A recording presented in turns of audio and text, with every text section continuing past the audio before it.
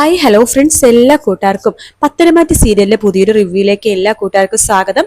Channel ആദ്യമായിട്ടാണ് കാണുന്നുണ്ടെങ്കിൽ ഒന്ന് സബ്സ്ക്രൈബ് ചെയ്ത് ലൈക്ക് ചെയ്ത് സപ്പോർട്ട് ചെയ്യാൻ വേണ്ടി മറക്കല്ലേ.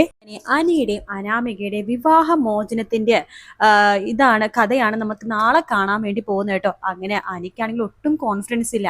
അനി നന്ദുവിനെ വിളിക്കുന്നുണ്ട്. എടി, നിനക്ക് സമയമുണ്ടെങ്കിൽ ഒന്ന് കോടതി വരെ വരാവോ? ഞാനെന്തിനാടാ വരുന്നത്?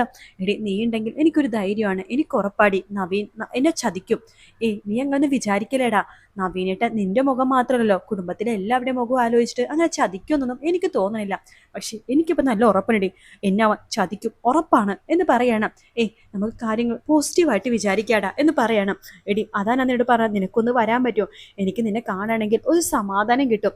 നീ എൻ്റെ കൂടെ ഉണ്ടെങ്കിൽ എനിക്കെന്തോ ഒരു പോസിറ്റീവ് എനർജി പോലെയാ. എടാ, ഞാനിപ്പോൾ അവിടെ വന്നു കഴിഞ്ഞാൽ അതെങ്ങനെയാണ് ശരിയാവാം? ഒരു കുഴപ്പമില്ല, നീ വരാൻ നോക്ക് എന്ന് പറയണ. അല്ല, അവിടെ നയനേടത്തി ആദർശേട്ടനൊക്കെ ഉണ്ടാവില്ലേ? അവരിങ്ങോട്ട് വരാനുള്ള ചാൻസ് കുറവാണ്. എല്ലാവർക്കും ചെറിയ ടെൻഷനും കാര്യങ്ങളൊക്കെ ഉണ്ടല്ലോ. അതുകൊണ്ട് കോടതിയിൽ എല്ലാവരുമായിട്ട് വരത്തൊന്നുമില്ല. കോടതി വിധി അറിയുമ്പോഴേക്കും നവീനെ വിളിക്കുമായിരിക്കും ആദർശേട്ടൻ, അല്ലാതെ വേറൊന്നുമില്ല. നവീൻ എന്നെ ചതിക്കോടി. നീ ടെൻഷൻ ആവല്ലേ. ശരി, നിന്റെ സമാധാനത്തിന് വേണ്ടി ഞാൻ അവിടേക്ക് വരാം. എനിക്കറിയാടി, എന്നെ പോലെ തന്നെ ടെൻഷൻ നിനക്കും ഈ കാര്യത്തിലുണ്ടെന്ന്. എനിക്ക് ഡിവോഴ്സ് കിട്ടുമായിരിക്കും അല്ലേ? കിട്ടിയിട്ടുണ്ടെങ്കിൽ തീർച്ചയായിട്ടും നെക്സ്റ്റ് ഡേ തന്നെ ഞാൻ നിന്റെ വീട്ടിൽ വന്ന് പെണ്ണാലോചിക്കോടി. അഥവാ അവർ സമ്മതിച്ചില്ലെങ്കിൽ ഞാൻ നിന്നെ വിവാഹം കഴിക്കും. നീ നോക്കിക്കോ. എടാ, അതൊക്കെ പിന്നീട്ടുള്ള കാര്യമല്ലേ. ഞാനിപ്പോൾ അവിടേക്ക് വരാം, അതാ നല്ലത് എന്ന് പറയണം. അങ്ങനെ നമ്മുടെ നന്ദു വേഗം തന്നെ അനീനെ കാണാൻ വേണ്ടി കോടതിയിലേക്ക് പോവാട്ടോ. അവിടെ നവീനുണ്ട്, അതേസമയം അനാമികയും അച്ഛനും അമ്മയും എല്ലാവരും അവിടെ എത്തിയിട്ടുണ്ട് കേട്ടോ. അനാമിക പറയണ്ട്, ഹലോ നവീൻ വക്കീലേ, എന്താകും? നന്ദുവിനെ കിട്ടണമെന്നുണ്ടെങ്കിൽ കേസ് നീട്ടിക്കൊണ്ടു പോണതായിരിക്കും നല്ലത്. അല്ലാന്നുണ്ടെങ്കിൽ അവർ തന്നോട് നഷ്ടപരിഹാരം തരാൻ പറയാം. അങ്ങനെയാണെന്നുണ്ടെങ്കിൽ ഈ കേസ് ഞാൻ പിൻവലിക്കാം. അല്ല, ഇതിൽ ഞാൻ തീരുമാനം എടുക്കുന്നത് നവീൻ വക്കീലിന്റെ ജീവിതത്തിനെ കൂടി ബാധിക്കുന്ന കാര്യമാണേ എന്ന് പറയുമ്പോഴേക്കും നവീൻ പറയുന്നുണ്ട്, അതെ, എനിക്ക് വേണ്ടി അനാമിക ഒരു റിസ്കും എടുക്കേണ്ട. അനാമിക ഒന്നും ചെയ്യും വേണ്ട. കോടതിയിൽ എന്ത് ചെയ്യണമെന്നൊക്കെ എനിക്ക് നന്നായിട്ട് അറിയാം. എന്നെ പഠിപ്പിക്കാൻ വേണ്ടി വരണ്ട. ഇത്രയും നാള് നവീൻ വക്കീലിന് ഞങ്ങളുടെ ആവശ്യമൊക്കെ വേണമായിരുന്നു. ഇപ്പോ ഒന്നും വേണ്ടെന്നാണോ? കോടതി കൂടട്ടെ. നവീൻ വക്കീലിന്റെ കുറച്ച് കാര്യങ്ങളും എനിക്ക് കോടതി പറയാനുണ്ട്. ആണോ? പറഞ്ഞോ, ഒരു കുഴപ്പമില്ല. കോടതി അത് ചെവി കേൾക്കാൻ പോയിട്ട് മൈൻഡ് ചെയ്യാൻ പോലും പോകുന്നില്ല എന്നൊക്കെ നവീനും പറയണ്ട്. അനാമിക അച്ഛനോട് പറയണ്ട്, അച്ഛാ, ഈ നവീൻ വക്കീല ഇന്ന് കുറച്ച് അഹങ്കാരം ഉണ്ടല്ലോ അച്ഛാ. അതേടി മോളെ, ഇന്ന് കുറച്ച് അഹങ്കാരം ഉണ്ടെന്ന് തോന്നണം. എന്തായാലും കോടതി മിക്കവാറും അയാളുടെ കാര്യമല്ലേടി.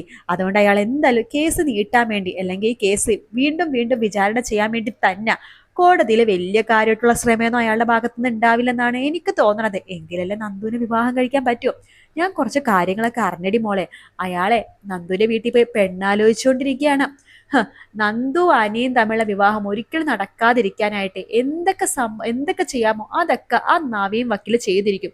അതുകൊണ്ട് ഇന്നത്തെ കോടതി കൂടിയോണ്ട് ഒരു കാര്യവും ഉണ്ടാവാൻ പോണില്ല. നീ ടെൻഷൻ ആവല്ലേ, വരാൻ നോക്ക് എന്ന് പറഞ്ഞിട്ട് അനാമികനെയും കൂട്ടിക്കൊണ്ട് അച്ഛൻ കോടതിയിലേക്ക് പോകുന്നുണ്ട്. അങ്ങനെ ആദ്യ കേസ് തന്നെ അനാമികയുടെയും അനിയുടെയും കേസാട്ടോ.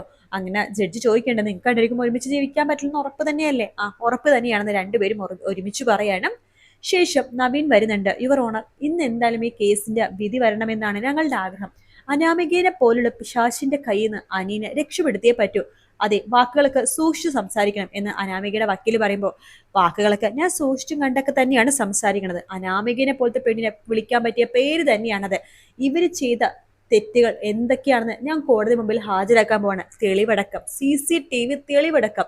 കാരണം ഫോട്ടോസും കാര്യങ്ങളൊക്കെ കാണിക്കുകയാണെങ്കിൽ അത് ഞാൻ മോർഫ് ചെയ്തതാണെന്നും അത് ഞാൻ എഡിറ്റ് ചെയ്തതാണെന്നും ഒക്കെ വേണമെന്നുണ്ടെങ്കിൽ പറഞ്ഞുണ്ടാക്കും അനാമികയുടെ അച്ഛനും കൂടിയിട്ട്. അതുകൊണ്ട് അനാമികയുടെ ജീവനോടെയുള്ള ഒരു തെളിവാണ് ഞാനിപ്പോൾ കൊണ്ടുവരാൻ വേണ്ടി പോണത്. അനാമികയുടെ കാമുകന് എന്ന് പറഞ്ഞിട്ട് നമ്മുടെ അനാമികയുടെ ഇപ്പൊ കൂടെയുള്ള കാമുകനുണ്ടല്ലോ, അയാളെ കോടതി മുന്നിൽ ഹാജരാക്കുകയാണ് നവീൻ. എന്നിട്ട് അയാളെ പറയേണ്ട കാര്യങ്ങളൊക്കെ പറയണ്ട്.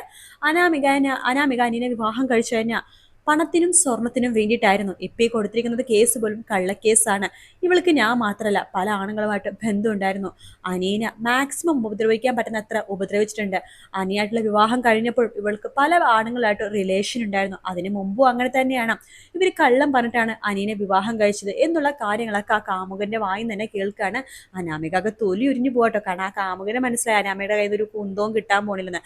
അപ്പൊ ഉള്ള കാര്യം പറഞ്ഞിട്ട് അയാൾ ഓടി രക്ഷപ്പെടാന്ന് അയാൾ വിചാരിക്കണത്. അങ്ങനെ കാര്യങ്ങളൊക്കെ അവൾ തുറന്നു പറയുമ്പോഴേക്കും അത് നവീനെ കുറച്ചുകൂടി ആത്മവിശ്വാസം തരാണ്. നവീൻ പറഞ്ഞിട്ട് കേട്ടില്ല യുവറാണ്, ഇങ്ങനെയുള്ളൊരു പെണ്ണ്, അതായത് പെണ്ണായതുകൊണ്ട് നീതി കിട്ടുമെന്ന് വിചാരിച്ചിട്ടാണ് ഇവരൊക്കെ ഈ കോടതി വരാന്ത കയറി ഇറങ്ങി നടക്കണത്. പക്ഷെ ഇതുപോലത്തെ ആൾക്കാർക്ക് നീതി കൊടുക്കരുത് യുവറാണ്.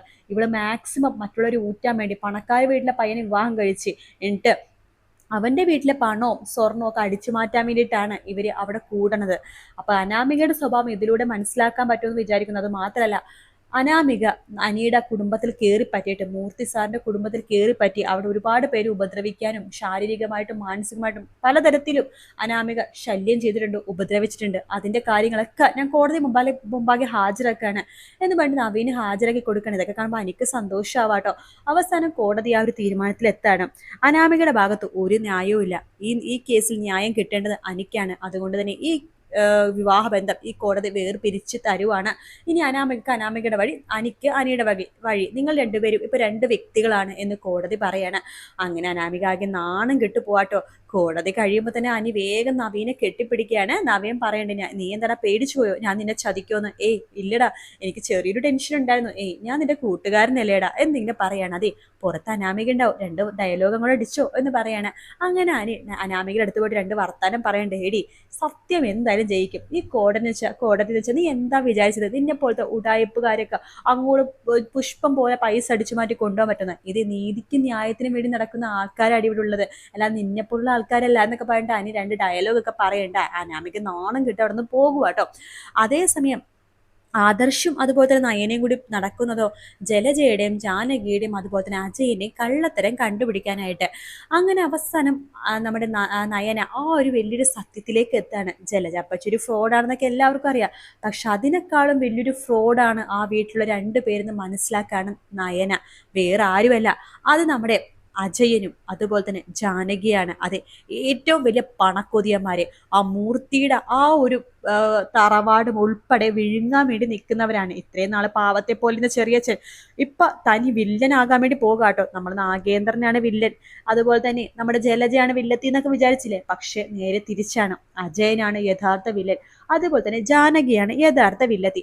അവർ രണ്ടുപേരുടെയും കള്ളത്തരവും അതുപോലെ തന്നെ എത്രയൊക്കെ പണം മൂർത്തീസ് ജോലിയിൽ നിന്ന് അടിച്ചു മാറ്റിയിട്ടുണ്ട് ഇതിനകം.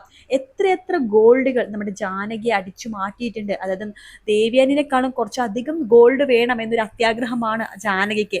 അതിന്റെ പേര് മൂർത്തീസ് ജ്വല്ലറിനെ വെട്ടിച്ചുണ്ടാക്കിയ ഗോൾഡും സ്വർണവും എല്ലാ കണക്കുകൾ ഉൾപ്പെടെ നമ്മുടെ നയന പുറത്തേക്ക് കൊണ്ടുവരാൻ വേണ്ടി പോവാട്ടോ. അങ്ങനെ നമ്മുടെ മുത്തശ്ശന്റെ മുമ്പിൽ തെളിയിക്കാൻ വേണ്ടി പോവാണ്. മുത്തശ്ശന്റെ മകനായിട്ടുള്ള അജയനും ഭാര്യ ജാനകിയാണ് എല്ലാത്തിനും കാരണക്കാരി. ഇവരും കൂടി ചേർന്നിട്ടാണ് ആ പാവം നാഗേന്ദ്രനെ ഇവിടുന്ന് പടിയിറക്കി വിട്ടത്, കള്ളക്കഥകൾ ഉണ്ടാക്കിയിട്ടെന്നൊക്കെ പറഞ്ഞിട്ട് എല്ലാ സത്യവും തെളിയിക്കാൻ പോകുന്ന ഭാഗവും ഈ ആഴ്ച തന്നെ കാണാൻ പറ്റുമോ സുഹൃത്തുക്കളെ നമുക്ക്.